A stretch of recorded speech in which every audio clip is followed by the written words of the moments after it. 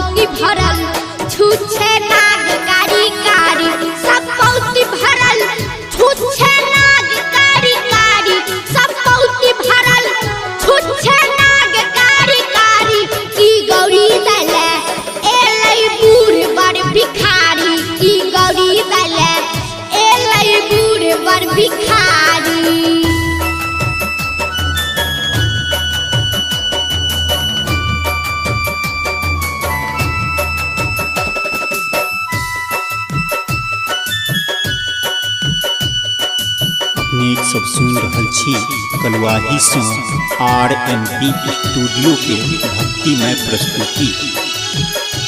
RNP अपन लोक अपन गीत। सुन सरिया सिहिन का जिन बुझो मतारी, सुन सरिया सिहिन का जिन बुझो मतारी, सुन सरिया सिहिन का जिन बुझो मतारी। ई बार शिव ई बार शिव शंभु जगत हितकारी, ई बार शिव शंभु जगत हितकारी। हाय बार शिव शंभु जगत हितकारी।